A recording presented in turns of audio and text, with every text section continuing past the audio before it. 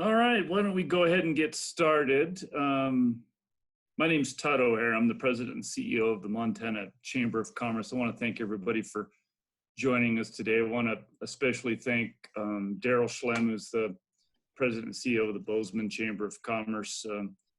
Daryl and the Montana Chamber, we're starting to do a lot of things together.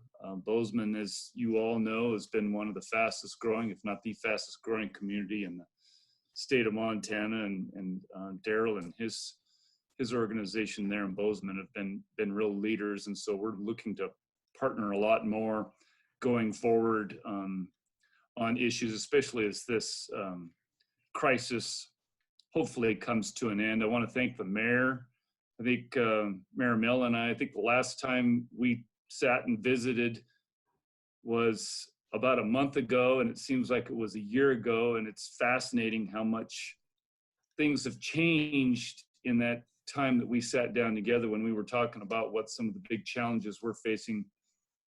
Economic growth in Montana at that time, the primary focus was around workforce development in the sense that it was a shortage of workers, of qualified workers. And I don't know how this is going to change that. It is going to change that.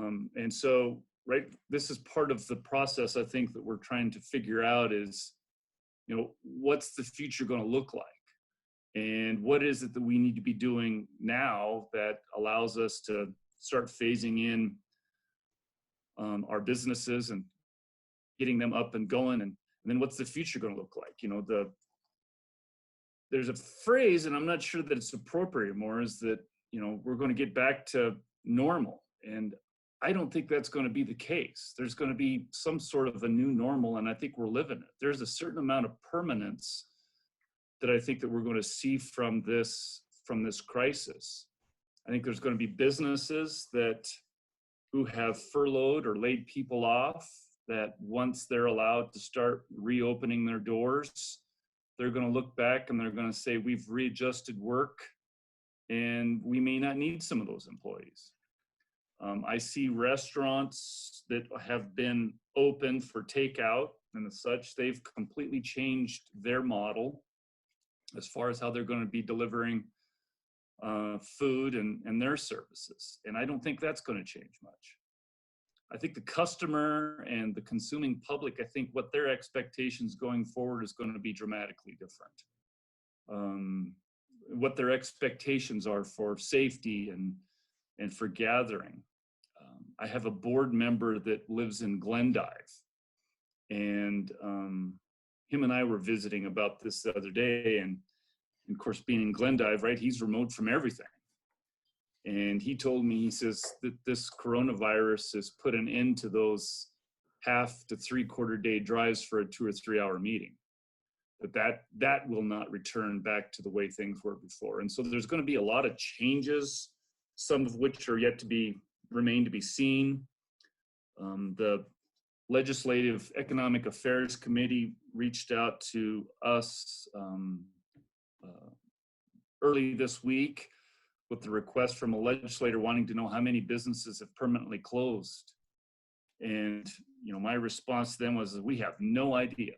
There are businesses that may be permanently closed now that we don't know about. There may be businesses that start opening up here this week that may open for a period of time and then may fail. There may be businesses that are going to fail that don't know it yet, that it may take 6 months or a year for them to fail as this pipeline of a lag demand kind of sinks in. So I think part of what I understand for our goal here is to try to see, what's Bozeman doing to try to prepare for this phased in reopening, and what are they hearing from businesses to try to prepare for this. And maybe there's some thought leadership in this discussion too about what's the future going to look like?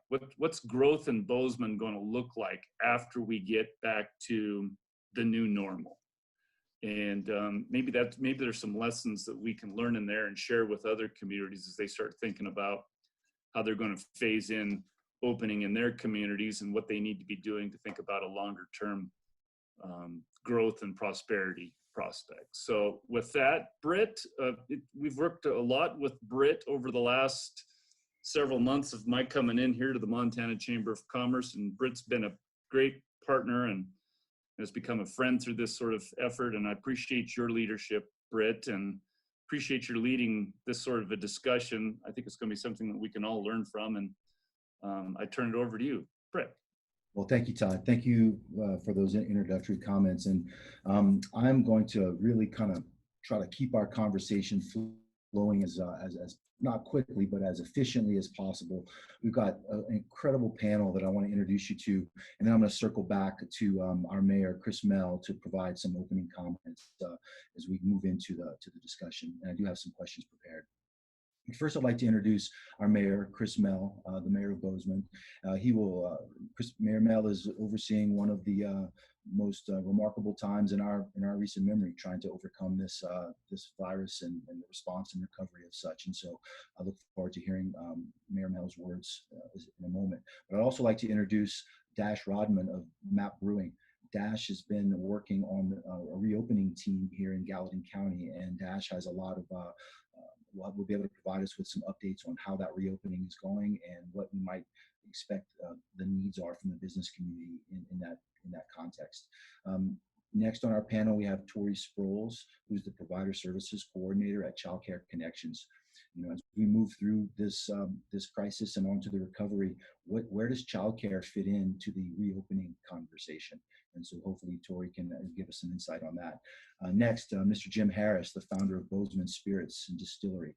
Jim has been able to pivot his business in a very short period of time to go from producing distilled spirits to producing hand sanitizer for our first responders initially, and now for others in the business community and beyond. And so I'm very interested in that story and hearing about that. And then finally, we have Mr. Paul Pahut, the market president of Stockman Bank, market president in Southwest Montana. And so Paul will discuss some of the latest information related to the CARES Act and some recent congressional approvals, authorizations of some new money to be injected into the economy through the SBA, and then of course through our local banks. And so Paul will be talking a little bit about that and more. So with that, after that brief introduction, I hope I didn't sell anyone short. You can add anything I might have missed in your comments. But I thank everyone for being here, and I thank everyone for being on the line listening in. So Mayor Mell, would you mind kicking us off with some of your own opening comments? Thank you, Britt. And I will speak in some broad strokes, but appropriately, I want to thank folks first, Daryl and Todd in the Chamber for making this happen. I think it's a great idea, and I look forward to viewing other communities and learning from them. Hopefully, we'll provide some insight to the rest of Montana, and we can share and benefit from the experience of each other going forward. And of course, Britt Fontenot and all of the city staff who are frankly doing an outstanding job all the time, but especially in the last 6 weeks. You know you have good staff, and you don't want to have challenges to prove it, but we've had such a challenge, and our assumptions with Britt and David and others have been proven correct. Amazing folks, and we're fortunate to have them. So I just want to speak broadly, as I said, and then get it to the panel and the discussion so that they can get more into details. But in some way to say, we've earned this. We didn't ask for this crisis. This crisis has caused an enormous amount of pain. There's a tremendous amount of suffering, both on the health side and the economic side. But because of the hard work of Montanans, their businesses, and everyone else, we're largely safe. Compared to other states, there frankly is not another state that I would trade places with from a public health perspective. Because of the work that has been done, both teamwork and working as a community and working as a state, but also entrepreneurship. We're going to hear from a panelist that obviously put his shoulder to the wheel and did great things for the community because he saw an opportunity, but also a need. And it's that kind of spirit that together, I think, has got us through this, and that we now have that opportunity. Again, it's not one that we asked for, but it's one that presents to us. And I think the real question is, how do we do the public safety and the economic recovery? That is the test for us. It's going to be a dialed process rather than an on-off light switch process, which probably means it's going to be frustrating because it'll go too fast for some and too slow for others. And it'll be incumbent on all of us to have some patience, but also continue to show that creativity with ideas about, hey, if we do it this way, Would that be safer? Or can businesses be more able to thrive if we have some innovations or work with the health department on things like that? But in my mind, I see that teamwork and what the city will be doing, and I'm optimistic. I often said when talking to constituents that the city's role or the public role is to build this table, the desk, the infrastructure, the public health and safety, so that then entrepreneurs can use their spirit and their creativity to create jobs and to create wealth in our community and create what's a wonderful place to live. And we've seen that in spades. The public is stepping up, providing public safety. Nonprofits are stepping in to fill in some of the cracks. And then entrepreneurs on the third side are going forward. And I think that makes Montana a great place and frankly, a fortunate place to live right now. So just as I said in public safety, I wouldn't trade with any other state. I have to say right now, given the circumstances, I would not trade with any other state for the economic opportunities that we have. It's going to be hard. I don't want to be Pollyannish about this, but we are poised to take advantage of this recovery and to do a good job because of the work that you've done. And so I look forward to hearing the specifics. And as Todd said, some of the ideas about what the economy is going to look like in the future. But our foundation, I think, is sturdier and broader and frankly, in an odd way, also more flexible. That elusive goal of both being reliable, but allowing then some creativity to be laid on top of it, which is essential for businesses to do well. And so with that, Britt, and Todd, I want to turn it back to you guys and start the panel. But I am optimistic and hopeful for our community because of the hard work that everyone has done. Thank you. Thank you, Mayor Mel. I really appreciate you coming on the panel and providing us with that insight. And I would just ask you to, as we go through the discussion, I didn't have any particular questions directed for you, but if you wouldn't mind just free floating through the discussion and just adding where you feel you can or want to. And I also did not introduce someone very important to this community and to this conversation. That's Daryl Schlemm. Todd alluded to him earlier as the CEO of the Bozeman Area Chamber. He's also a great partner to the city. And I just wanted to make sure that I introduced him as a important part of this panel too. So Daryl, if you wouldn't mind contributing your comments and insight and experience to the discussion wherever you think it's most appropriate. Okay, thank you. And I do think we'll get on to the questions and be able to put in, and it's been a great partnership all the way around. And I think that's part of the important factor here today with the call you set up, the business owners that you have, and having this discussion, not only with our community, but to share with the state. Todd, thank you for your strong leadership at the Montana State Chamber. We look forward to further endeavors with you. And with that, Brett, I think we'll get down to asking the business questions and we'll put input from there. But thank you again for all of you for your partnerships and support of your local chamber and your state chamber of commerce. Great, thanks, Daryl. Okay, Dash, we're going to jump in and we're going to go to you first. Okay, Dash. So as I mentioned earlier, Dash Rodman is with Map Brewing.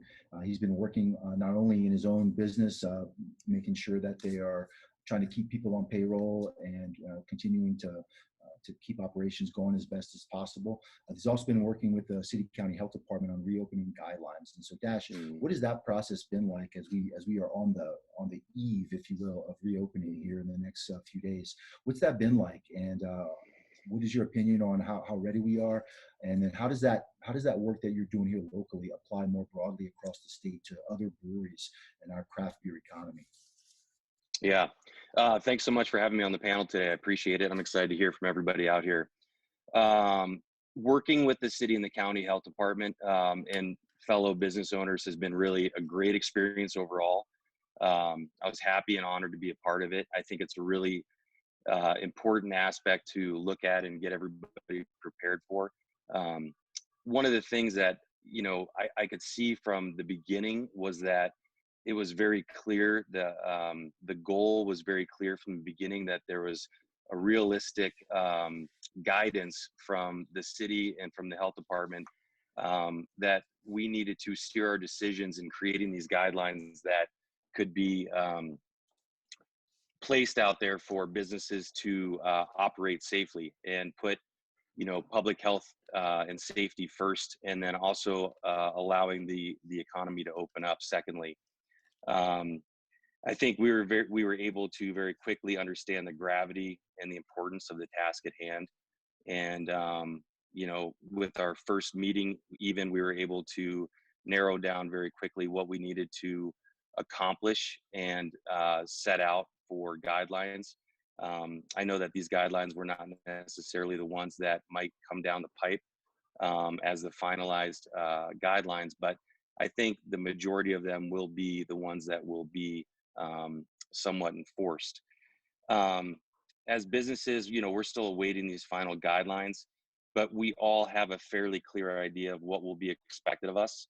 And, we have been able to disseminate the unofficial ideas to others in our industry and go out to our fellow, breweries, bar owners, restaurateurs, and share those ideas with them so that we can allow them to get prepared for the new reality. Because for most of us, that's really what's coming down, is a new reality for most of us. So Dash, how are you and working with your own business and other breweries perhaps or other businesses to help your own employees feel comfortable about coming back to work in the next week or so whenever those guidelines are lifted or those orders are lifted? How are you working with your own employees to provide them with peace of mind that coming back is safe and to serve those customers? Yeah, I think, it's important to follow guidelines and have guidelines. And I think that's where government really comes into play here. Both county government, state government, and, national government. And I really feel like the importance of having guidance in times like this is critical. And CDC, having those protocols. I spent 10 years prior to opening the brewery as a ER nurse. And so I have some public health background, which is actually helpful right now. Mm-hmm. I still have a lot of staff that ask me questions all the time about cuts or whatever. But, at a time like this, we need those protocols. We need that guidance. We need those sideboards to be able to follow. This is not a time for us to, hypothetically guess as to, well, we could probably do this, we could probably do that. We need that assurance from the powers that be to allow our staff, some assurance that this is what we're going to follow and this is what has been set forth. So for me, it's setting protocols, it's following the guidelines, it's assuring my staff that we're doing everything we can, whether that's PPE, whether that's social distancing, whether that's sanitization. It's following everything that I can, using every tool that I can get to make sure that they're doing whatever they can to protect themselves as well as to protect public, which is it's a big task at hand right now. And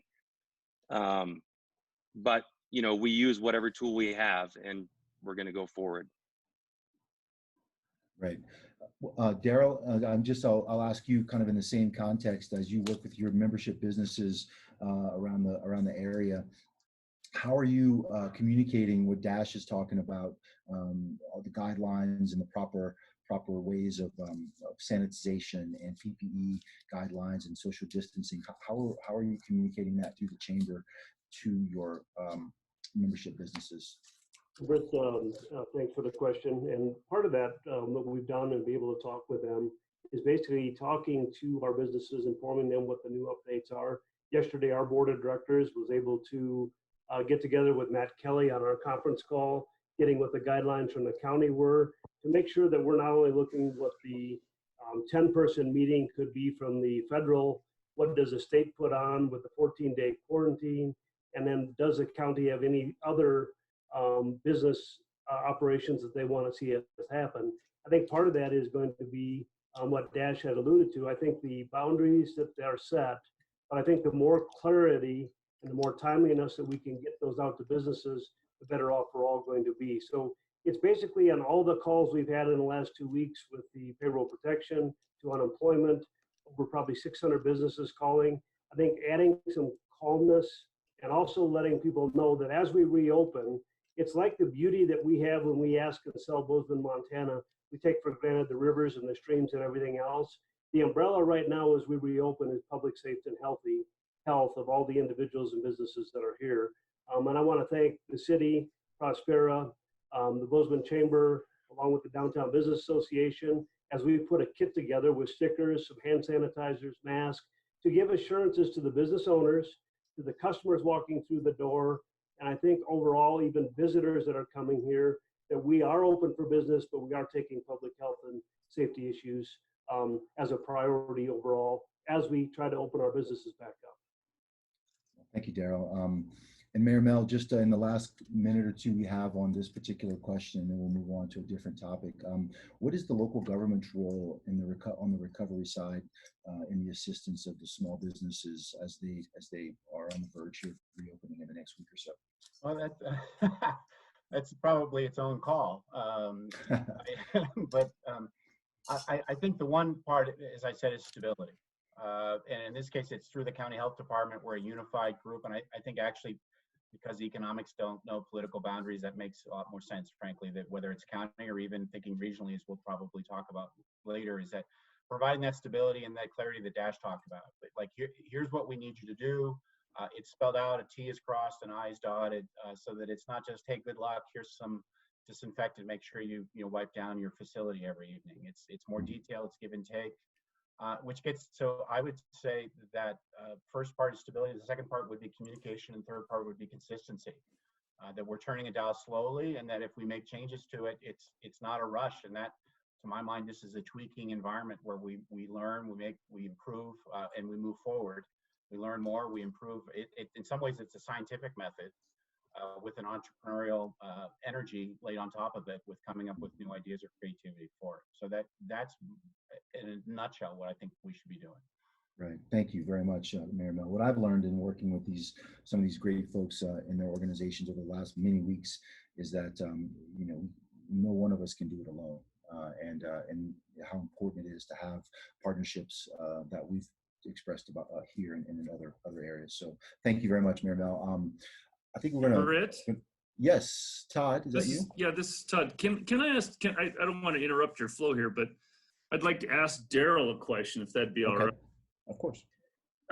Daryl, you suggested there were like some stickers or something that you were working on, and I served on the Major General's task force to reopen Montana, and we spent a fair amount of time talking about, there's going to be a business interest to put some sort of a certification or a sticker or something on a window to give some assurance to the public that they're following certain protocols. You can't guarantee that a facility is going to be COVID free, but if you're taking the best sort of steps, I think there's going to be an interest in all business in being able to put something on a door or something that acknowledges that they're following those protocols. Is there something like a set of guidelines that you're following along with that, Daryl, to give out that sort of information? So Todd, not to punch your question down, this is how rapidly it's moving and coming together. Again, the leadership with the Downtown Business Association, Prospera, our partners that meet in economic development. Britt, I'm going to kick that to you because Sure. I had to be off of that call yesterday morning because we're talking with the airlines, and I'll go into that maybe a little later, Todd. So I'm going to punt how that final package came together. I just know that we're in the early stages, that we put this together just yesterday. Thank you, Daryl. So Todd, what we're working on here in that partnership arrangement, and I'm going to go through this quickly, and we can talk offline on how we pulled it all together. But we got a group of local organizations, business that have a business interest: the Chamber, the Prospera, MMEC, the Downtown Bozeman Partnership, and others. I don't want to leave anybody out, but I may have. Anyway, everyone came together, and we concluded that what the businesses really need were to be empowered to open safely, and empowered to have at their disposal some basic products that gave confidence that they were doing things the right way, which would instill confidence in not only the employees but the customer base. What we know is that the governor's order says that businesses are allowed to open, which means many of them are likely going to choose to do that. And so if they're going to choose to do that, we felt like it was a worthwhile endeavor to help them do that as safely as we could possibly do that. So we've pulled together sanitizer, masks, some cleaning product lists, some guidelines for reopening and cleaning facilities, resource guides, masks. We put together some floor decals, a package of floor decals so that they can maintain social distancing protocols. So just things like that. It's a real kind of grab bag of things that we think that local businesses can use to once the order is lifted, to open safely.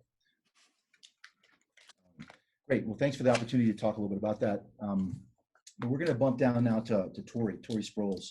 This is, we're going to move our topic area over to childcare. So as we think about the reopening, and which is coming very soon for many of those first phase businesses, where does childcare fit into that discussion? So to Tori, who is the Provider Services Coordinator at Childcare Connections.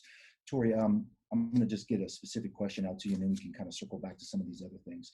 But last year, the Bozeman Chamber, Gallatin College, the city, and the Montana Department of Labor produced a report which indicated that at that time, this must have been November of 2019, that childcare was expensive and undersupplied in the valley. So if that was the case prior to the COVID outbreak, here we are many months later. I can only imagine that hasn't improved. So can you talk a little bit about the state of childcare in the Valley today, and what the COVID crisis is having, the impact it's having on childcare and childcare providers, and then finally looking forward as businesses move to reopen, first phase businesses, how will that further impact the childcare industry? Hi, and thank you for having us on this panel. We really appreciate being a part of this. Yes, all of those things are still true. Childcare is an economic development and a workforce development issue at this point. Montana is definitely considered a childcare desert. So this means that most of our communities have more than 3 times as many children potentially needing childcare than childcare slots available for families. Prior to COVID-19, Montana was providing about 41% of the estimated childcare need. And working families are very much impacted and deeply impacted by that lack of access to childcare. So parents cannot participate in the workforce unless they have access to affordable care. The average cost of childcare ranges from about $8,000 to $9,000 per year per child, and many families are paying more for high quality environments. If you look at the median income of Gallatin County, that's about 31% of income. So despite the high cost of licensed childcare, early childhood professionals, people working in childcare programs, are making some of the lowest wages in our state. So unmet childcare demand is both a cause and effect of the state's workforce shortage. High cost, limited availability, and inconvenient hours are all challenges that are driving parents out of the workforce. So high quality childcare for at-risk children saves the community about $16 to every dollar invested. That's some research that we've done recently. And if you would like to find out more about that, there is a presentation on our website that you can refer back to. But Childcare Connections believes that until childcare becomes part of the state or general infrastructure like K-12 is currently, it will be extremely difficult for our communities to solve this problem. And then jumping down to your question about COVID-19 and where we are there, the childcare industry in general has been historically underfinanced. The result is difficultly attracting and retaining the workforce. So a typical childcare wage is so low that childcare teachers qualify for SNAP benefits. Very few have any benefits at all, so they have had no health insurance going into this pandemic, yet are struggling to pay childcare costs. The pandemic shines a spotlight on the fragility of the industry and the vulnerability of the childcare workforce. In this current pandemic, childcare availability has significantly decreased. At the peak of COVID-19 in Montana, 110 out of 187 programs were closed in our 6-county service area. Since then, some of those programs have made the choice to reopen based on the need for income, but we do not know how many programs will successfully reopen. For the programs that are open, most have been providing care for essential workers only and are running their programs at minimal capacity. Based on health recommendations from the health departments, from the state, from the CDC, programs may open, but they're going to be very limited in the amount of children and families that they can serve just to keep COVID-19 at bay. Without full capacity of enrollment, programs will not survive. The only option would be to charge families more or receive some sort of subsidized funding. As I mentioned before, parents are already struggling paying for the high cost of childcare, and they would not be able to withstand those increased rates. So programs may have to close because they cannot sustain the economic impact of minimal enrollment, or may close due to staff's high risk factors of being exposed to COVID-19. We do not know definitively what this will look like, but we are very concerned. And we have sent out a survey recently to some of our childcare providers just to kind of see how this is impacting them. We asked a lot of questions around what they're getting for financial supports, if any, how this crisis has impacted their business now, and how will it impact in the future. And I do have a couple snippets from some of the providers. One of them reports that they've only had one child in their care through this whole time. They've been open the entire time. They've lost 4 children permanently, and they're a new business, and they worked really hard to get started. They were at full capacity before this started, and now they're losing families left and right. It'll be hard to fill those spots because people are scared. So their business is going to probably fail due to this crisis. So the one thing that I want to say is that all of you have probably been following the financial supports and things like that from the federal government, and you may be under the impression that Montana's childcare providers have received $10 million in block grant funding, but we've not seen it. To this date, there's been no assistance through stimulus funding for childcare providers, and providers have received little to no communication around funding. In our survey results, also a business said that her business isn't full. She can't pay her rent, her taxes, her payroll, her overhead costs. She's lost half of her families, and most of them won't be coming back. She's also lost the enrollment for next year because people are scared. We've heard that COVID-19 is just going to ramp up again, sometime in the fall, and so parents are not enrolling children at this time. Also, she's lost employees because they don't feel safe around this pandemic. So in response, thinking about emergency facilities, Child Care Connections has been really active with a team of local agencies, successfully working with Kevin Larson from the county emergency response team to set up childcare for essential workers, mainly for medical personnel and first responders. We've had a great response from our childcare providers on providing that support. But with the reopening, just like everything else, the emergencies care is going to have to scale back because they're going to have to start serving their typical clientele. The programs that have currently been providing care for emergency workers have their own enrollment that they will have to abide by coming forward when all of these businesses start reopening and people have to go back to work. So we currently are, still having those partnerships with the emergency response team to ensure that we have childcare available to essential workers during this crisis. So that may be, coming up with some more pop-up childcares or those types of things to help that. And we really do need to secure some more funding for that childcare service. Yeah, go ahead. Sorry. Do you mind if I ask you a question? No, that's really good information. I appreciate you kind of giving us the state of affairs. I think that's really important.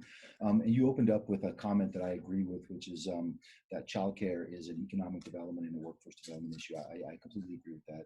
And it does have an impact on our ability to find workers for our local economy.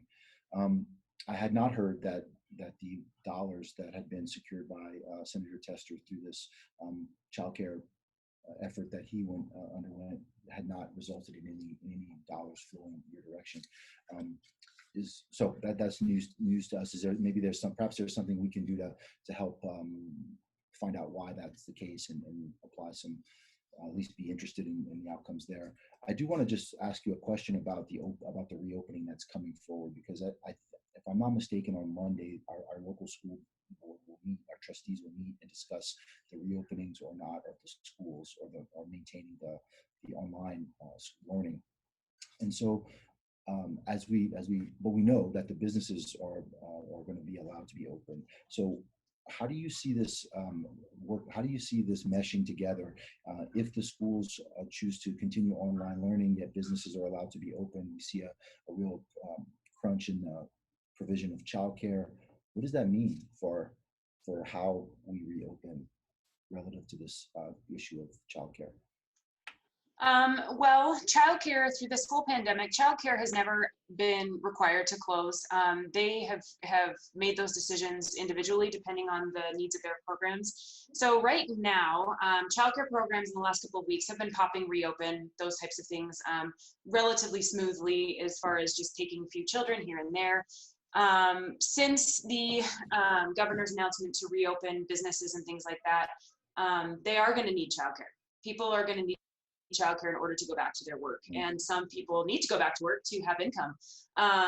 So we have that. So we're going to be hopefully increasing the enrollment in the current programs that are out there, back to their typical clientele, those types of things. But then to answer your question about school-age children, if school-age children are still out of school, we are concerned what that's going to look like. A lot of our childcare programs are licensed for ages 0 through 12.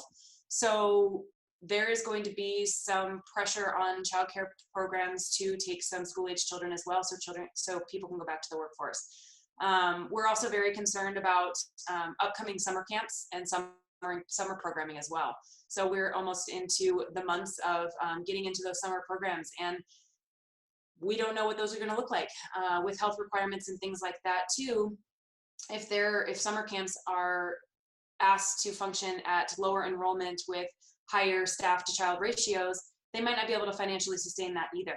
So now we have a shortage for 0 to 5 care as well as our school-age children, and it's a problem. I wish I could answer that better for you, but right now that's what we're talking about.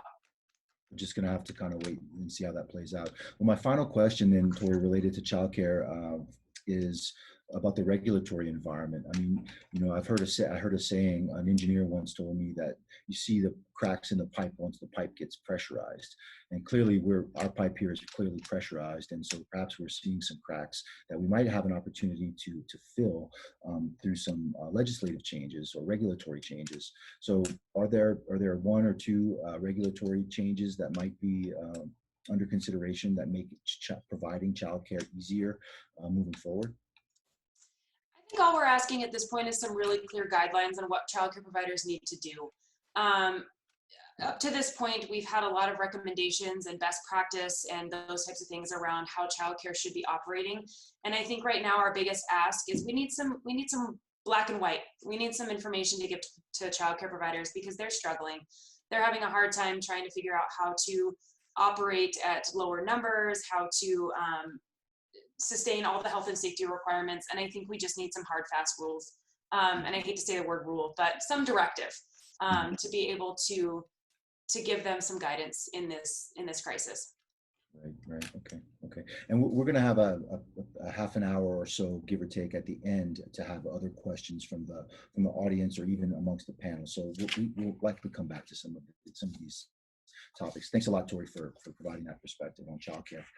There's a lot to talk about there. So we're going to move on to Mr. Jim Harris for our third question.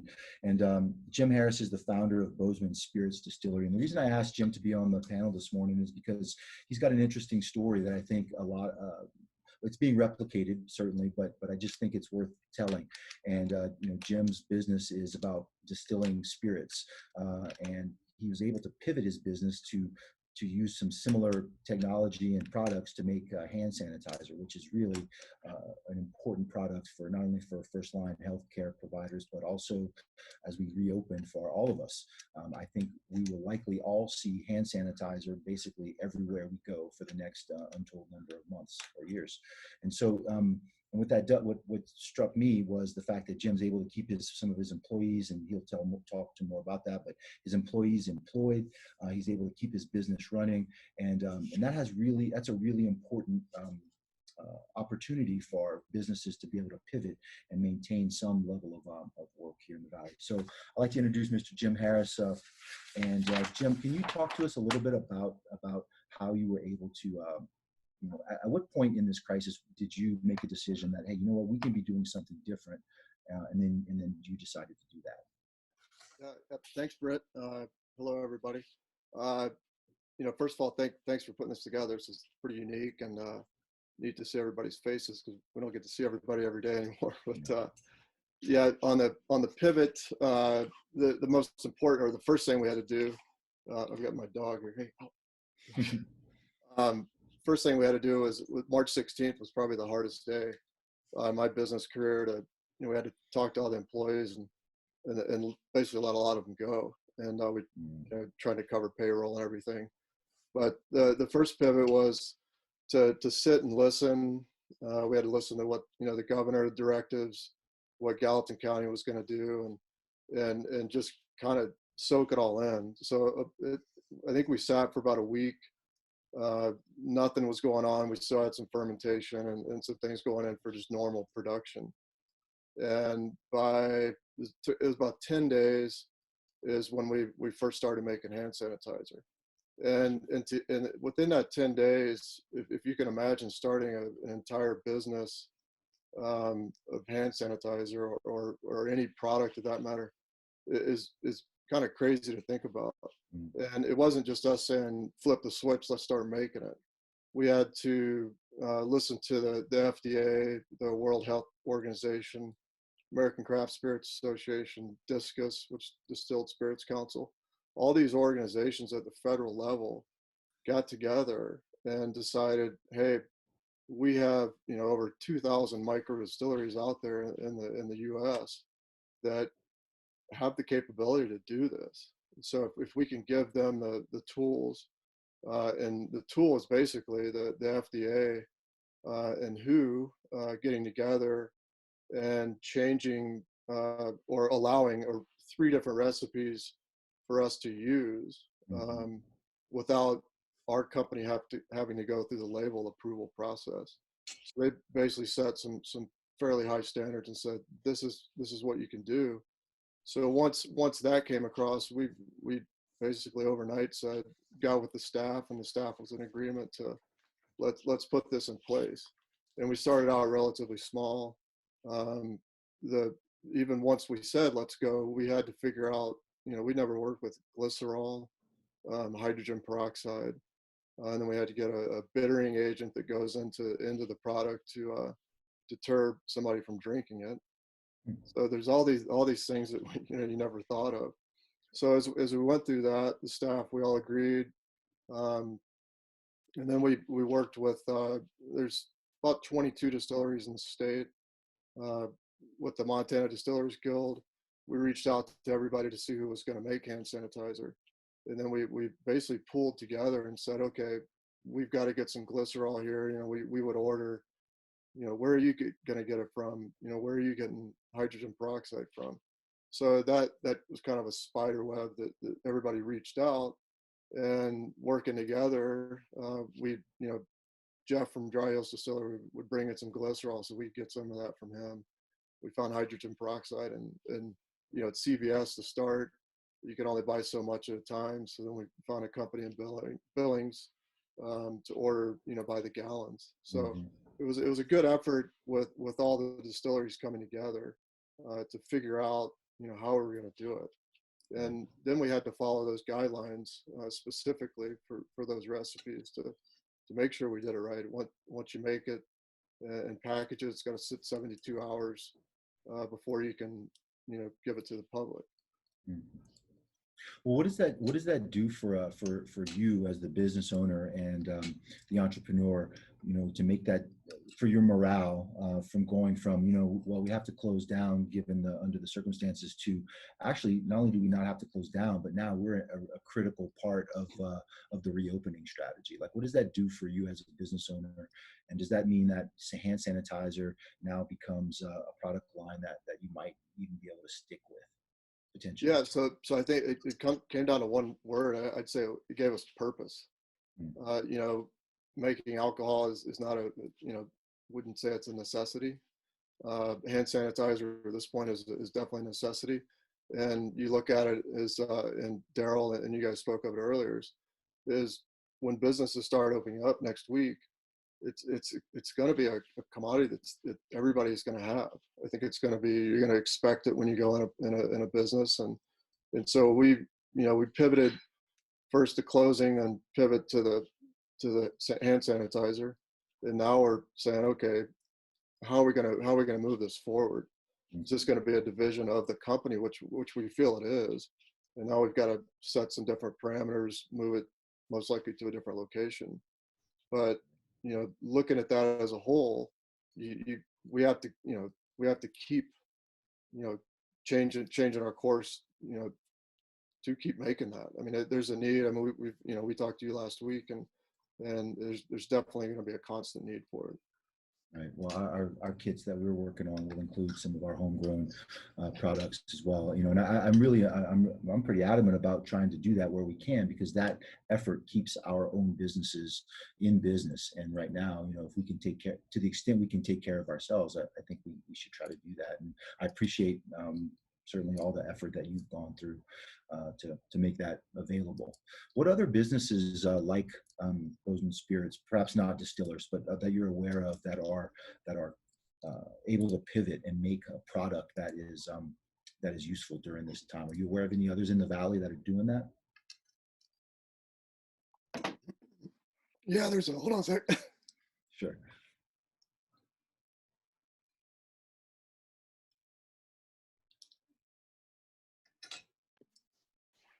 Yeah, there's been a handful from Montana Bioscience. There is some skin companies over in Missoula that stepped up. And then there's a pharmaceutical company in Billings that stepped up as well. And they're making it. And so with that, we had Alistair from Montana Manufacturing Extension Office. He got with a company, Berry Global, out of Indiana.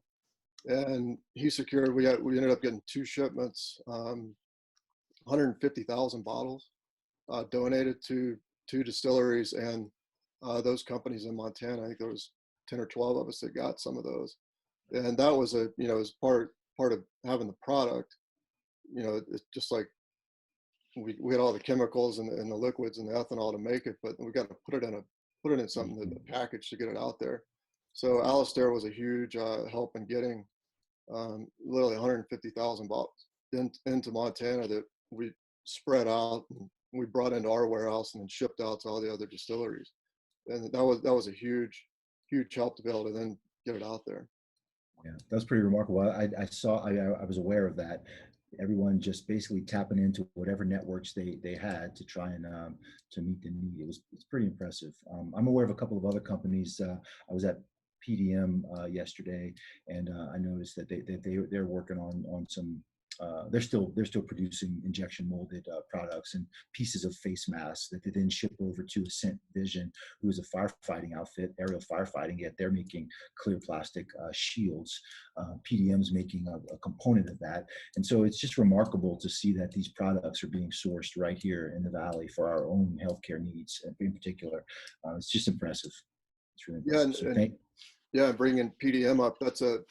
I had not met Mike before out there, and with Alistair and a handful of others, we'll continue this business forward and looking at some basically some dispensing items with them to create that you know, the city of Bozeman or, you know, Montana State University, whoever could have this product to keep it in public's view and to be able to use on a daily basis. That's right. Our local companies are coming up with local solutions for local products. I think that's fantastic. Well, Jim, thank you for all that commentary, and please feel free to. There'll be questions here shortly, and I'm sure we'll be talking more about some of the work. So thank you. We're gonna move now down to certainly not last but certainly not least, Mr. Paul Payette, the market president for Southwest Montana for Stockman Bank. So Paul, thanks for being on the panel this morning. The work that you're doing is critical to our small businesses getting some of the relief dollars that they need and recovery dollars in order to sustain themselves and to return back to work. So could you just briefly describe, when I say market president, what does that mean in terms of geography?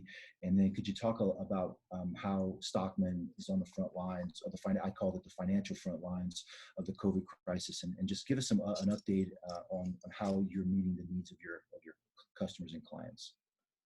Sure. Well, first of all, thanks for having me this morning with the panel. A lot of great individuals here and business colleagues as well, battling this together. Britt, as you mentioned, our Southwest region expands over 10,000 square miles, so it's pretty diverse territory that I do cover. The majority of our business is in Beaverhead, Gallatin, Park counties, Madison County, of course, as well, and then the outlying counties. Our organization early on, being a family-owned community bank, felt there was a strong need to be on the front end of the learning curve for the payment or the Paycheck Protection Program with the SBA. We utilized a lot of resources early on to start communication with our customers, because our customers are our neighbors, they're our friends. We have a personal connection to the majority of the folks that we do business with as a community bank here in the state. That's just the way that our geography and business culture is aligned over the last 60 plus years here. And with doing that, we were ready for the initial rollout and launch of the SBA program. Although they weren't quite ready for the launch, we exhibited some difficulties with their tech, things of that nature, some crashing of the sites. But we had our staff basically working around the clock at the launch based upon prepackaged applications ready to come in. We were unsure of how long the funding would last because of the demand around the country for the use of the programming funds, which we all know those program funds did expire last week. And yesterday, there was a new approval, and I believe the president has now signed that order to have the next tranche of funding come into play. When we look at the implementation of that program, we basically took a year's plus work, or 10 times what we normally do, and packaged it basically over a 10-day, 2-week period. The staff came together. The tough thing for us is essential services and having high-risk individuals in our employee pool. About a third of our staff was working remotely to put this together as well, which, you don't see that in the public eye, but it made some logistical challenges for us to be able to do that.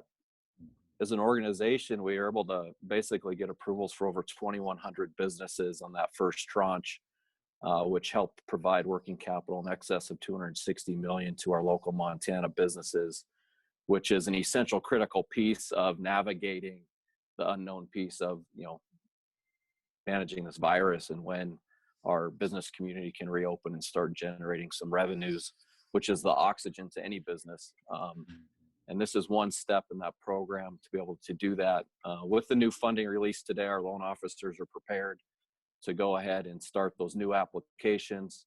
I believe there is also a tranche that's specific to the community banking platform today, because on a national level, a lot of the larger banks have fintech and software that can load the program up pretty quickly. So we're addressing some heavy demand again today and throughout the weekend as expected to make the highest percentage possible for getting that hit out to left field with a connection for the funding that's available with our customers that are in line right now.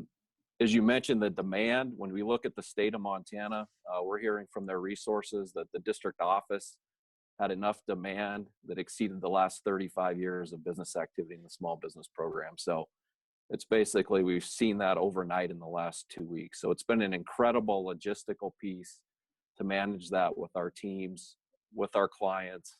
Obviously, the technical capabilities of working remotely have paid off right now. And, we've been able to come through on the back, and we're really proud of what we've been able to do for our communities that way as part of this initial step. There's obviously going to be more steps here with the forgiveness element of these programs, and then the ongoing any residual impacts that those programs may have here moving forward.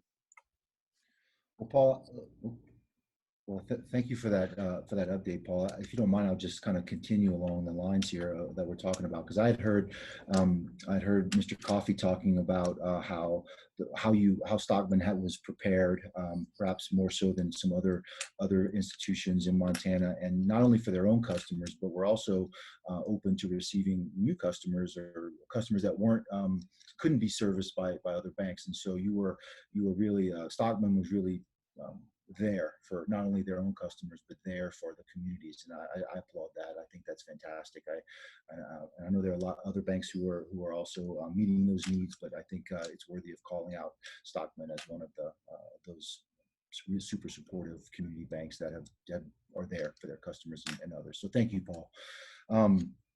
So where do we go from here in terms of from a banking perspective? Businesses are going to start to open, revenue will likely start to be generated. We still have to be careful I think, on how businesses open and what, so that we don't facilitate any additional spread or hotspots. So I think care should be taken as we do this. But if we're successful and businesses reopen, where do you see, what's the runway here, as far as you can tell, to sort of sustainability, if you will, for some of the small businesses in our communities? Yeah, I think I think for everybody on the call, I thought Todd's opening address was spot on in terms of the challenges and opportunities we're going to have moving forward. We've talked about some of those opportunities and pivot points as well during this conversation today. But with the information we're receiving and what we're able to look at from around the world and anticipate as challenges, I think there's going to be a significant change in consumer behavior.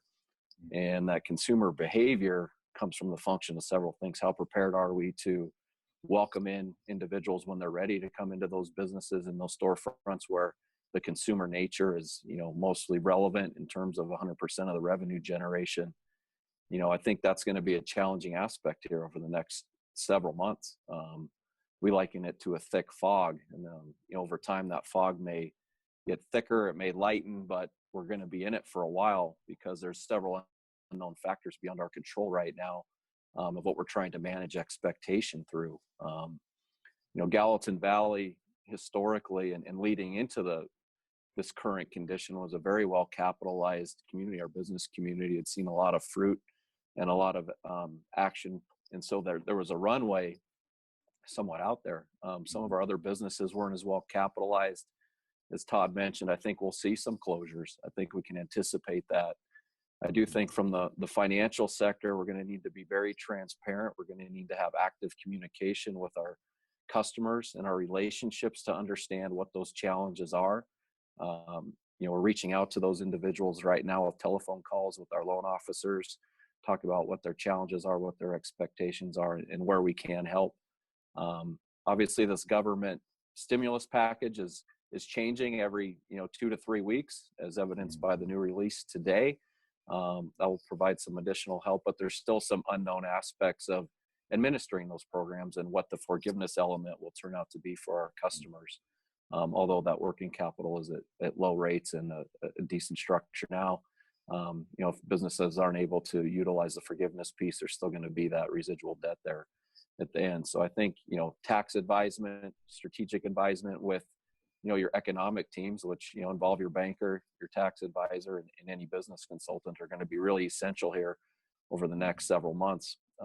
As we know, this local region is heavily impacted by tourism.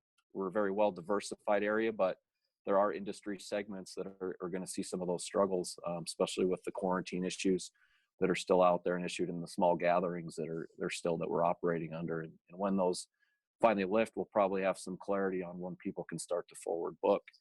Daryl had the pleasure of sharing some information with us last year, just on individuals' expectations and how their travel decisions have changed the last several years. Is what we found out is a lot of people travel with limited acknowledgement versus long-term planning from some of that information and data set that we were able to receive from arrivalists last year. So I think, as fear subsides, as gatherings and large places of recreation opens up, I think we'll be ready. Our businesses will have a plan in place to attract those individuals.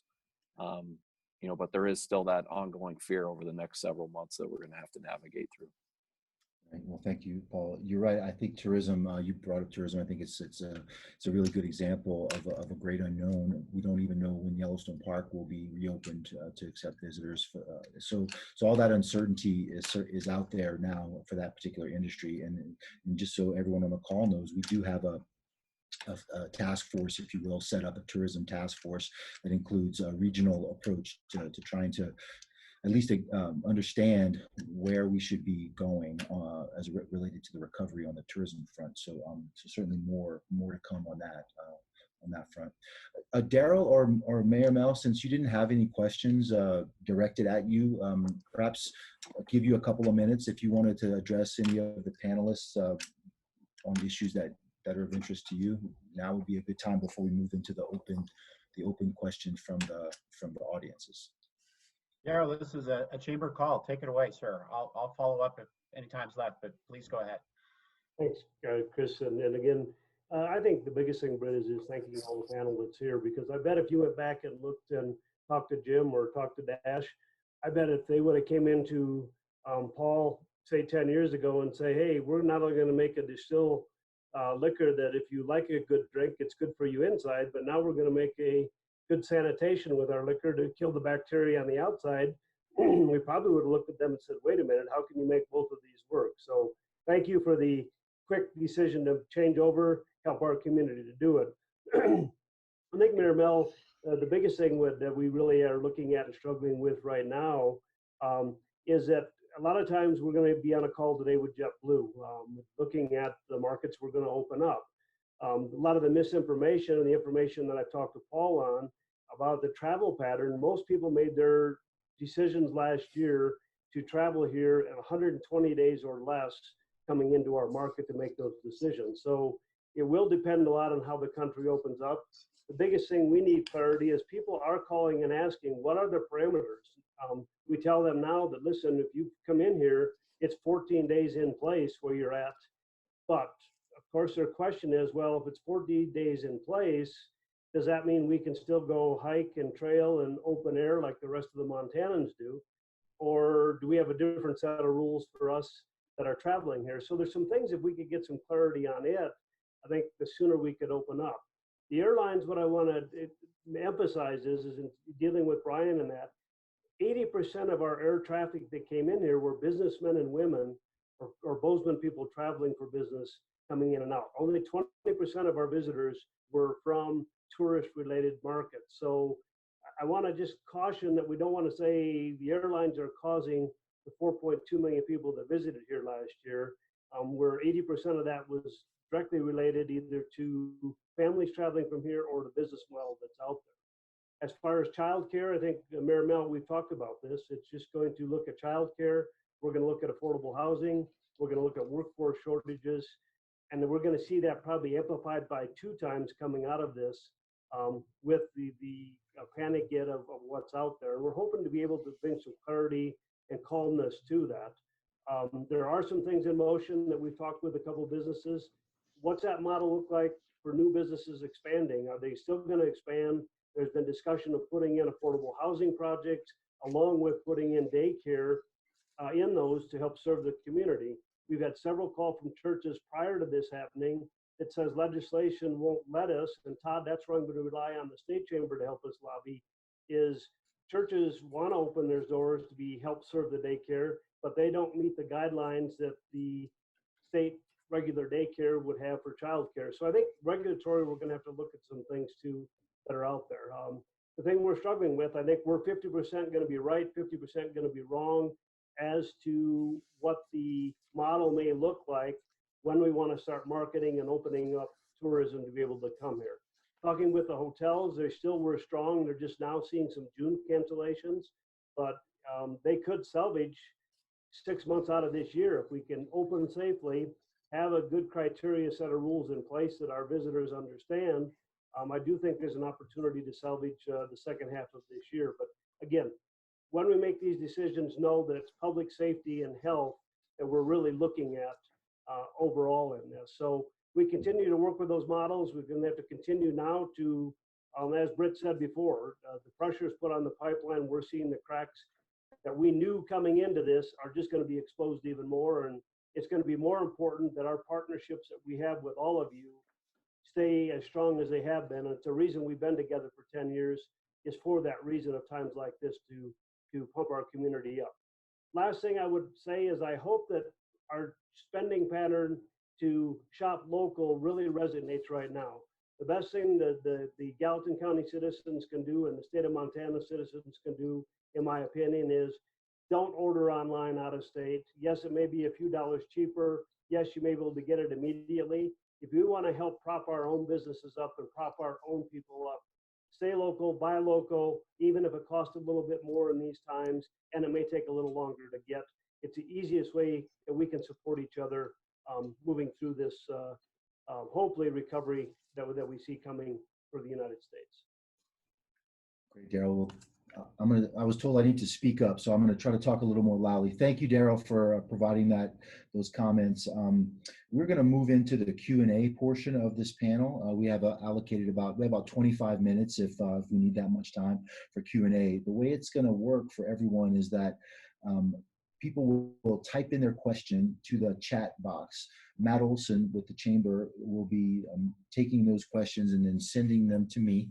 And then I will then ask the appropriate panelist the question on behalf of the audience. So that's the way this will work. So Matt, if you can hear me, we are ready for the questions when you are, if you have any.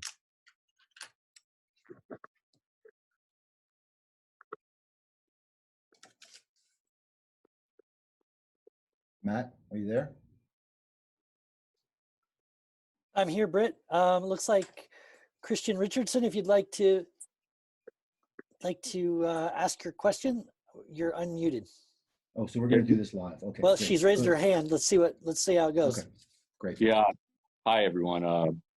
I apologize. I rose my hand, Britt, before you explained how we were going to run That's the fine. Q&A. So This can work too.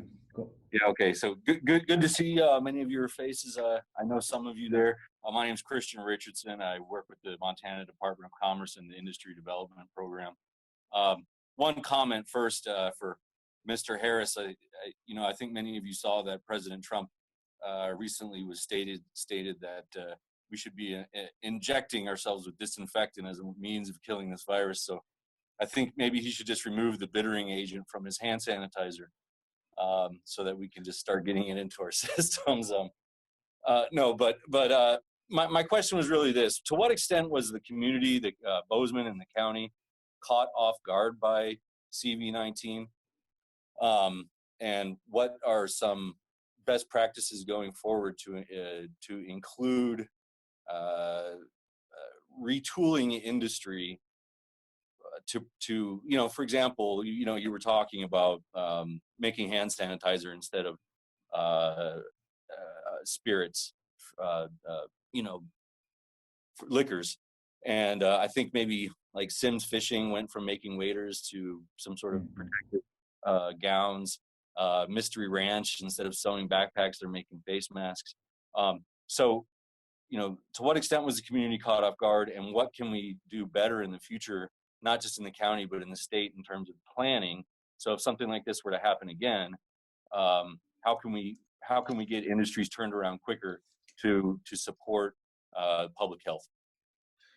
Thanks, Christian. This sounds to me like a two-parter for both the mayor in terms of community readiness, but also for Jim in terms of his position on that pivot. And Jim, a follow-up for you before you sign off. We'd like someone on the line would like to know how they can order the sanitizer for their office use. So we'll address that one in a moment. But perhaps you can, Mayor Mel, you can start with community readiness, and then we'll move over to Jim for his response. Great, and thank you, Christian, for that question. I was on the Board of Health as the liaison for the city of Bozeman for several years, 14, 15, 16, and 17. And pandemic was something that was talked about all the time. The health department is county funded, but it's has representatives from the county, Belgrade, Bozeman, and then at large. And we're fortunate to have MSU here, so we have an enormous amount of very smart people. It was humbling to go to those meetings because of the way they talked and things that they understood intuitively that was difficult for me initially to grasp. We were ready in the sense that we were a federal system, a Madisonian constitutional system of that we have epidemiologists on staff that Matt Kelly had hired many years ago. He poached people actually from MSU in the last several years that showed well in terms of our preparation. Contact tracing, which is a 101 of public health, was in place and they've done a good job. The supplies that on a state and especially a federal level, frankly, we feel a little let down. The goal here is that we're the ones that do the enforcement, and we get guidance from, say, a CDC or other agencies about the specifics of the science. But it's the sheriff's department, the police department, more importantly, the nurses and the staff of public health that are coordinating. And so our joint command went up quickly. We went before the rest of the state. I think part of it is back to the busy airport, back to the fact that we had community transfer as well. We saw, and we still see more cases here, but no deaths. partly. And so if you talk to Matt Kelly, we're pretty pleased with contact tracing. And he said yesterday at the Board of Health call that we could handle up to 18 new cases a day. So every day, 18 new conceptual cases when we're at 0 or 1 right now, for the most part in the county, to be able to contact trace them. As this partially lifts, that's going to get a bit harder because people will be out and about as opposed to just spending more time at home. But we have the capacity in place. What we didn't have were the reserves of the PPE, the things that are in the national news, the ventilators. The hospital responded immediately, shut down elective surgery. They're sitting on a lot of empty beds right now, rightfully so, but also at great cost to them, to be able, because if we do have a surge. So I'm overall pretty pleased with how we geared up. I'm pretty frustrated, to be honest, with the cooperation with the state to a little bit, but really to the feds about that understanding. We're supposed to balance our budgets and be lean and mean. And then when a hurricane or tornado or other disaster happens, we respond and do law enforcement, other things, but we get some financial assistance. And that's, 1 year we're helping somebody in Kansas, the next year they're helping us, but it's a federal national web, and we're stronger as that web than we would ever be individually. And that's not happened as well as it could have. There's some hard lessons that we've learned. Fortunately, in Gallatin County, it hasn't resulted in fatalities, but there's some things that I'm never going to forget that I've learned in the last 6 weeks that I wish I had not learned. Mm-hmm. So Jim, to you about readiness, business readiness, and related to something, an outbreak like this, a pandemic. Can you talk a little bit about that? And then don't forget to give your website so that the person who wants to order sanitizer can do that from you. Yeah, I think readiness, it was more, go back to the pivot, the original conversation on that. But I think for all the businesses out there, it wasn't, we made the internal decision, but we had to, from the hand sanitizer to getting bottles, all that was an effort with multiple people and other businesses, community leaders, government, county, all sorts of facets there. And I think it reaches out farther to even, you look at a restaurant that is trying to figure out how are we going to do a delivery service, and companies, national companies like Square or any POS systems that you enter, that your menus are on, and how the customer pays for your product, they stepped up and allowed our website and other websites through our POS system to be able to have a delivery service and put some of that in place that we wouldn't have been able to implement overnight. And so I think some of that, to answer his question, is there was a lot of things that had to come into play, and it wasn't just a couple things. I mean, it was a lot, and yeah. It's hard to be prepared for a pet, to be really prepared for a pet. Yeah, I mean, if you look back on, I think everybody on we see here is old enough. We all went through 9/11, we all went through 2008, 2010 with the recession, and when we had looked at this business in 2012, when we started and opened in 2014, it was really looking at how can you diversify. We just honestly got lucky with this, and we were able to implement something that was put forth by the federal government to allow us to do, and it's just been extremely fortunate, and lots of support, and that purpose of being able to go out, help the community, and get the hand sanitizer out there has been really nice. And how would someone order hand sanitizer from you, Jim, if they wanted to do that? Yeah, you can go to our website, bozemanspirits.com. There's a link on there in the shop now, or you can go to Instagram. There's a link on that as well. So, awesome. Thanks for that, Jim. And thanks for the question. I do have another question for the panel, and it's about the 14-day travel quarantine. So perhaps Mayor Mel, you can start because it's related to that policy. So the question is there a potential that the 14-day travel quarantine requirement will be lifted to help facilitate tourism and the influx of seasonal workers for the hospitality industry?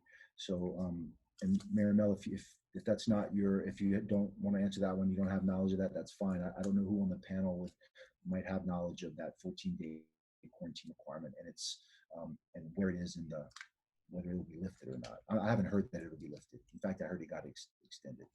Yeah, it continues right now, and everyone should look at the governor's office really put out 3 documents, 2 PowerPoints, and then a written document that also has one of the same PowerPoints attached to it, and that's more the legal language that goes with it. And so one of the things, and I hear about this a lot from people, it comes up, it came up on an economic call that Dale referenced yesterday, which state was on.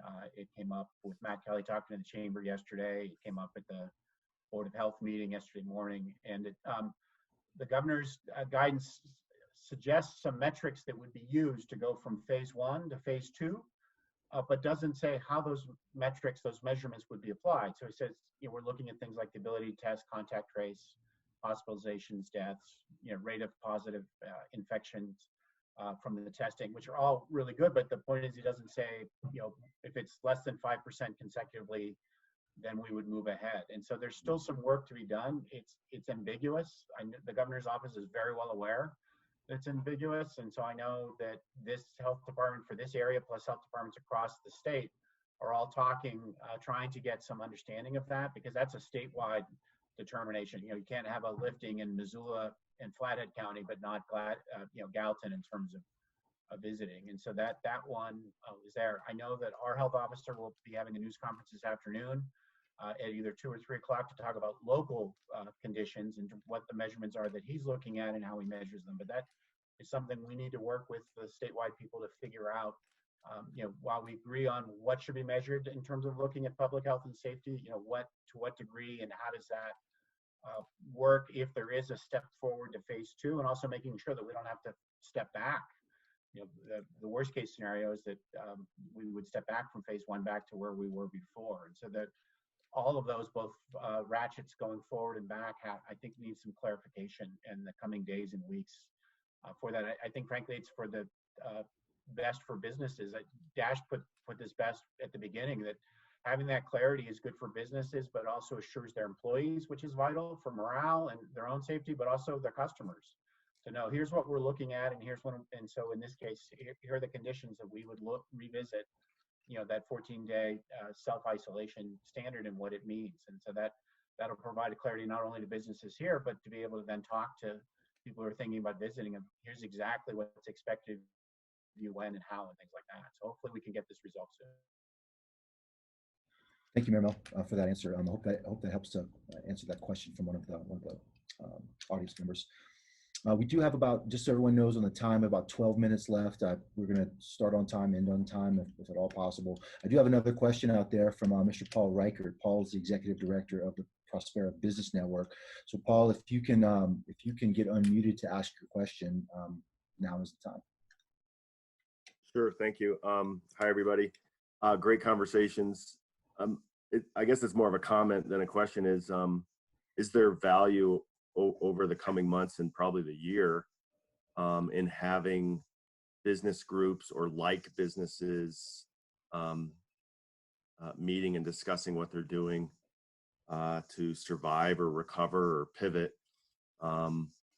It sounds like it's kind of already happening in the brewery area and distillery area.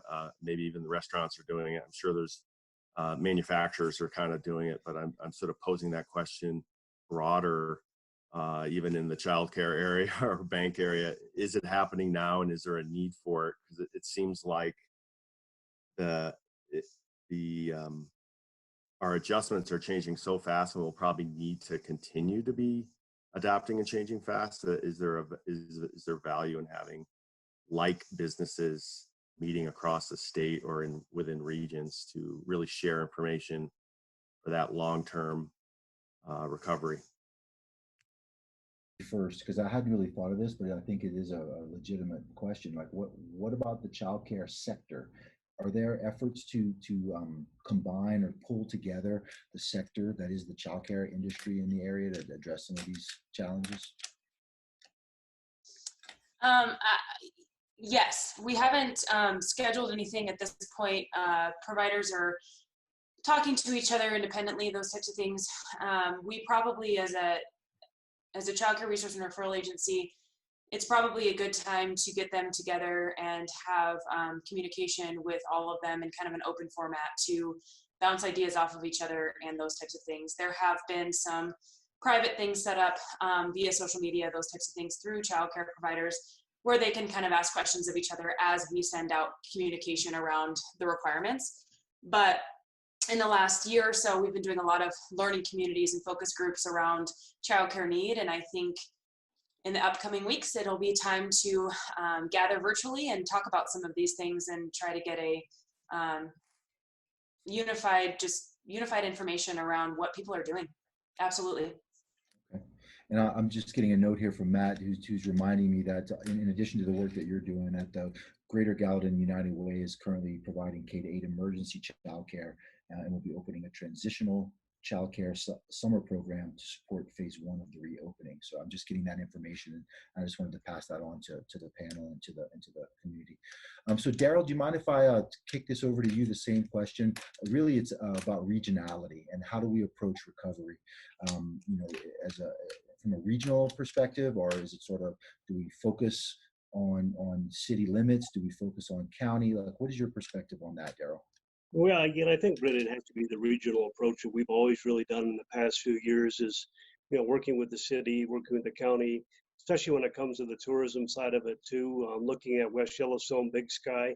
We're all going to have our own different set of challenges. You know, West Yellowstone for sure being at the entry of the park, but also a lot of their restaurants and hotels changing over to Mandarin speaking language, and what does that mean for their business model that they had prepped up for the past few years. So I think we're all individually going to have to look at what we, our own communities have to do, but I think it has to be a regional approach. I think that Gallatin County as a whole in the past few years has come together, done an awful lot for us to be able to work in partnership and tandem in solving a lot of these issues that are out there. And I think that we just need to continue.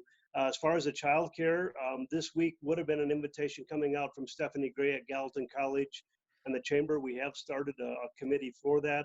We were going to look at what that would look like from child care offerings, but also what could Gallatin College do to train more child care people for the industry, because we know the study that came out showed that even if every single dad or mom could come back to work, we only have enough child care slots before this happened for about 35% of all the workers that would be here. So we have a lot of work to do in those areas, and there are some meetings even set up with the buildings and trades. What does that mean with Gallatin College going forward? HVAC is meeting already via WebEx for training and schedules. So there are a lot of things going into this that we had set into place. This just give us a little bit of a setback, but we definitely have to do this on a regional approach. And Todd, I will reach out to you to say it's a statewide approach, because when you look at the 4th largest landmass with only 1 million people here, the state of Montana is kind of really just one big city that we need to now come together more than ever to protect the assets that we have, protect our businesses that are here, but most of all, safely come out of this pandemic as soon as we can. Thank you, Daryl. We are about 5 minutes from the conclusion of our panel. So I'd like to give each of the panelists a minute to just sum up their thoughts and about what we've done today and how we can continue to have these conversations over time. So Paul, Paul Payhead, can I start with you? Since you went last the first time, perhaps I'll start with you this time. Do you want to give us a minute summary of your thoughts? Sure. You know, from the business perspective, it's been hit on multiple times here. Innovation, collaboration, entrepreneurship that's driven our area for years, I think is going to be at the forefront of adapting to change, looking at opportunity. And then, you know, not everybody has the same amount of resources. So these collaborative efforts and discussions and groups will be very important for the smaller businesses that don't have the same amount of resources as some of the larger companies that we have in the area or region. So the utilization, utilizing the local and state chamber is going to be vitally important to facilitate that moving forward, to provide a sense of assurance or information or educational opportunities on how to adapt and acknowledge the change it's expected and going to happen.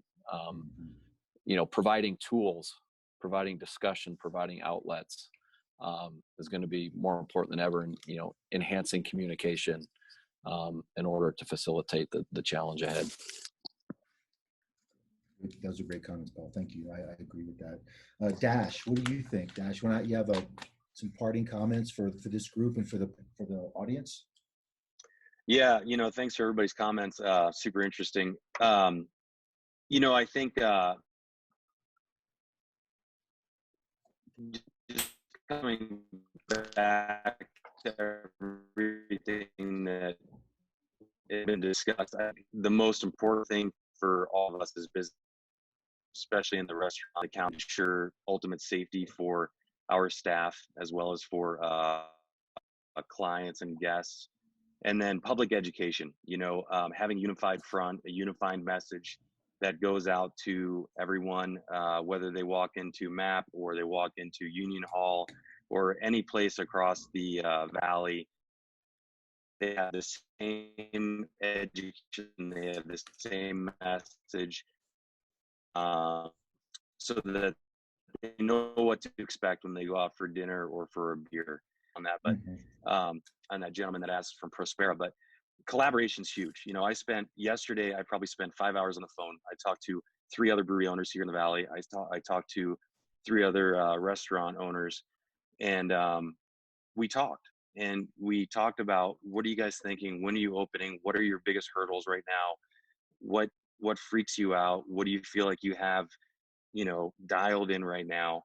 And, you know, we made a commitment to each other to continue sharing our ideas, be totally transparent with each other, and support each other through this, because really locally, that's what we need from each other. And I think that spirit is really shining through, and that's huge right now, because as local businesses, we need to do that. We need to support each other more than ever right now. That's great, Dash. Thank you. Thank you. That's good comments. Tori, do you want to, you can go next, please. A minute on your parting thoughts and comments on what we're working on, what you're working on. Just like everybody else, it was really interesting to hear all of the perspectives of the panelists. So thank you for that. I would say that the early childhood field right now is feeling a lot of pressure. Childcare is essential. In order for people to be in the workforce, we have to have childcare. And the sad thing is we're not seeing support for our childcare providers. And that's really hard for us as an agency to see, as we are constantly trying to support them. We need funding, we need cleaning supplies, we need gloves, masks, all of those types of things, just like everybody else. And it's hard to come up with those things. I would just say that, you know, in closing, obviously funding is a big thing, but also collaboration with what's going on around Gallatin County and at the state level for childcare. So anyone that's having those conversations, you know, we would love to collaborate on how to not only fix this problem in the long run, but also through this crisis that we're going through right now, because we are nervous, all the way from children that are age 0 to our school age children. We are definitely concerned about what's going to happen moving forward. So I guess that's where we're at. So if anybody wants to reach out and have those conversations, we'd be happy to do so. So thank you so much. Thank you, Tori. Can you just give your contact information out in the event that your website or your contact information really quickly? Yeah, so our website is cccmontana.org. And then my contact information is just Tori, Tori, at cccmontanaspeltout.org. So reach out and yeah, we'd love to chat. Thank you, Tori. Thanks a lot. Jim, you have some parting thoughts? Yeah. Thanks, Britt. I think Todd said earlier, the certain amount of permanence that we're going to see in the future of what we've gone through, and try and, as a company, to decipher that. And then Dash hit it on the head, where, you know, we constantly talk to other businesses in the community and even out of state to see what, you know, as a group, how we can, you know, move forward through this. You know, we're not out of the woods yet. We still got a lot to go through with the virus and learning how to reopen up our businesses. And that takes a lot of time and energy and talking to other people. And I think that, you know, it's good to have folks like Dash and for MAP and Todd from Bozeman and Jeff from Dry Hills, all these different people across the state, and that gives a real sense of community to help us open up, and that we all move forward together and do this as a group and a community. So.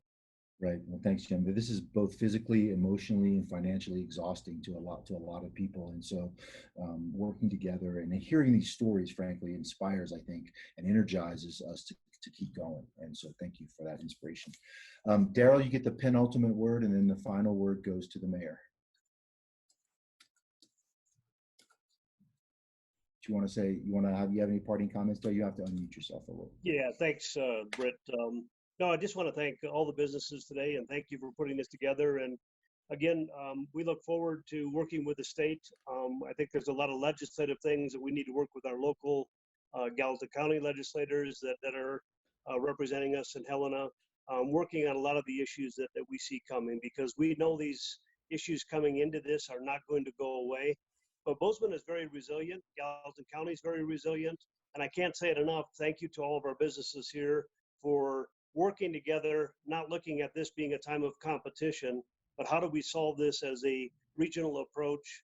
And I think eventually this could be marketed as a great collaboration that others could follow, Britt, coming out. And again, it's our partnerships with the banks, our partnerships with the city, the county, and our businesses here that make the success of our community what it is. And we will come out of this. We're resilient. We just need to come out of this safely and well informed. And I think that's the biggest sign of encouragement that I give to leaders is please give us clear direction, because without clear direction, it just leaves the door open for mistakes, and we don't need that to have to come out of this pandemic. So thank you again for putting this on. Thank you, Daryl. Appreciate that. And Mayor Mel, you get the last word this morning. So thank you for being on the panel. And do you have any final thoughts? Thank you. Well, a couple, but the biggest thing is thanks. Thanks to the panelists, Britt, to you and city folks that helped make this happen, and especially the chamber. I hope that I look forward to getting invites for other communities having the discussion and to learn and benefit from them. And that would get to my second point. Communication is always important, communicating clearly, consistently at any time, but especially now when we're in a fluid, groundbreaking time. The idea that we could get together here or within sectors and that you could share ideas, resources, and your networks, I think is vital. It's going to allow us to leverage the minimal resources we have to have a much greater impact, which is, after all, part of any successful business plan of both understanding the context environment that we're in, understanding what our peers are doing, and benefiting from that in the way that all of you done. So thank you. On a broader note, for Britt's prompting, my phone number is 581-4992. Again, 581-4992. Anyone wants to call me, please do so. It's always great to hear from folks. It's on the city webpage. It's the joke that I tell Britt is it's the same number my mom calls, so we're not going to change it anytime soon. But the point is, let's communicate, let's stay in touch, because it's going to be a pretty interesting time. It already has been full and it's exhausting, but I am confident, as I said before, that it's not going to stop being difficult. Somebody compared it to passing a kidney stone, but we can do it and we will do it, thanks to all of you and many others. Thank you, Brent. Thank you, Mayor Mel. I really appreciate you being on our panel today. Thank you for your leadership. I also like to thank Dash Rodman of MAP Brewing, Tori Sproles, the private provider services coordinator at Childcare Connections, Jim Harris, the founder of Bozeman Spirits Distillery, Daryl Schlemm of the Bozeman Area Chamber of Commerce, Paul Pahut, the market president for Southwest Montana for Stockland Bank. Of course, Todd O'Hare at the Montana Chamber, and Matt Olson behind the scenes. Thank you all very much for, and I'm Britt Fontenot. I'm not even sure I've even said that. I'm Britt Fontenot. I'm the Economic Development Director of the City of Bozeman. It's been a pleasure to facilitate this panel. I look forward to seeing you all around the community, and thank you for all the hard work that you're doing to support us in this difficult time. So thank you very much. Have a nice day and a great weekend.